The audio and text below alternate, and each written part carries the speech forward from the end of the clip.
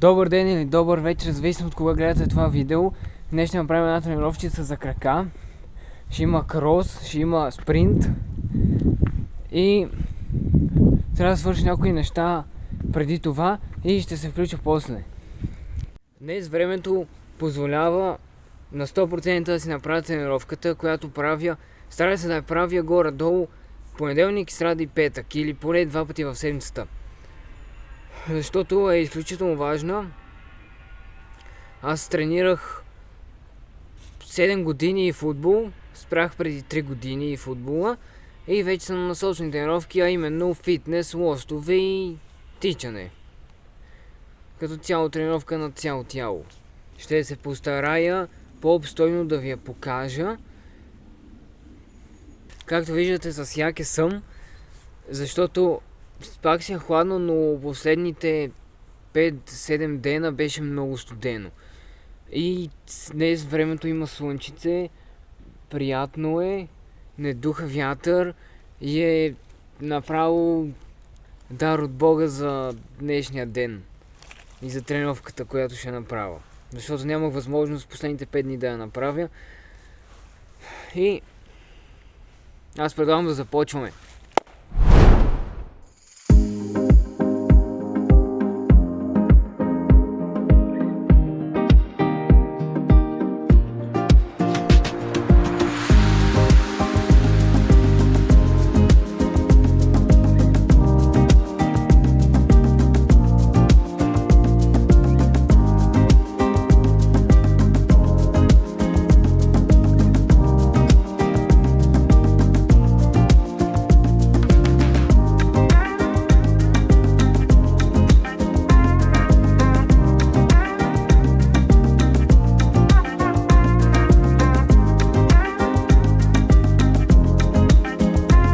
Загряхме горната част на тялото, а сега нека да започнем най-важната част за тренировката, а именно краката.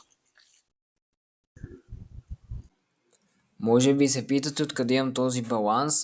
Ами, като съвет бих ви дал да се концентрирате изцяло върху стоенето на един крак. Концентрацията е най-важното нещо. Другото е просто защото имам твърде голям опит от загрявката преди футбола и оттам.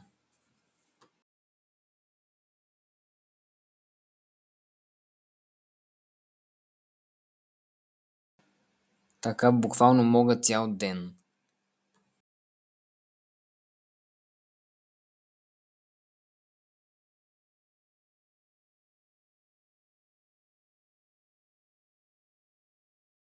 Добре, че закачих брошката, защото така от телефона нищо не се чува.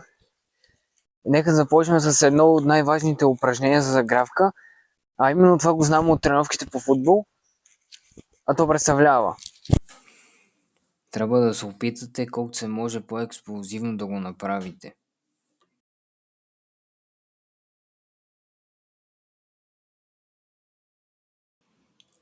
След това започвате движенията отвън навътре. Или ги смесвате просто. По този начин загрявате бедрата изключително добре.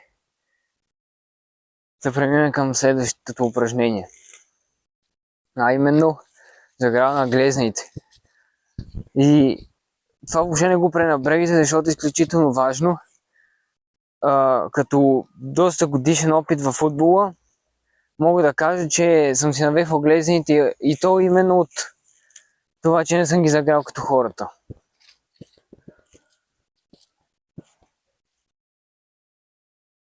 Както видяхте, за такава тренировка няма нужда от лицеви, коремни преси и някакви такива.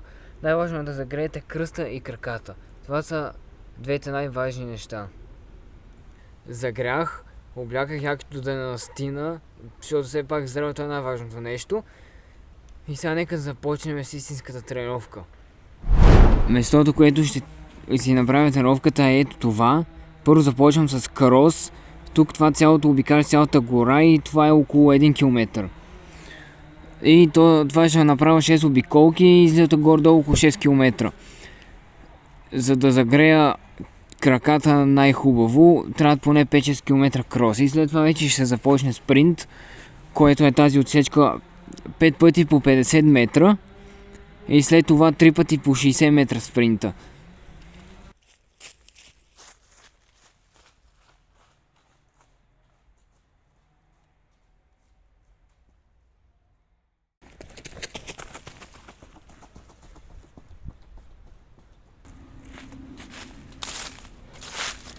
Вече съм направо мъртъв. Сърцето ми тук толкова много, краката ми вече умраха. Но продължавам с последните 3 пъти по 60 метра спринт.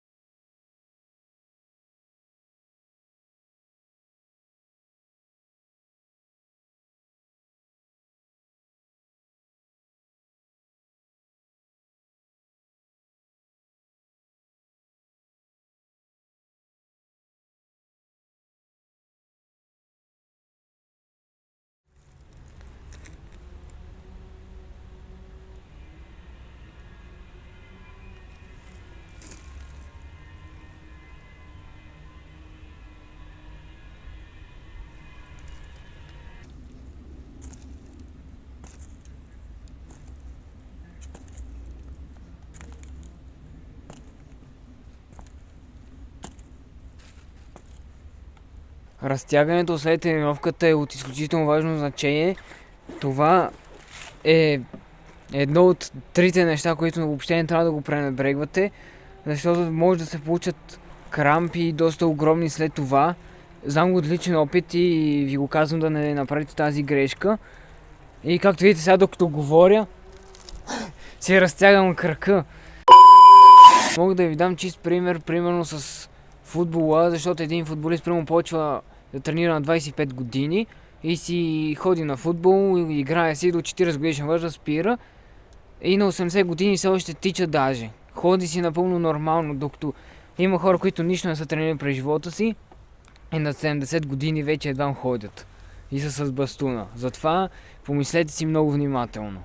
Искам да ви кажа, че тренировките са изключително важно нещо за тялото ви. Въобще нямате си на представа колко много помагате на вашето тяло по този начин. Дори да правите само крос или само лицеви така на ден по 3-40 лицеви, изключително важно нещо е за здравето това. Ако мога да дам съвет на някой от вас, е това, че след всяка физическа тренировка на дадена мускулатура винаги е разтягане след нея. Това е много важно правило.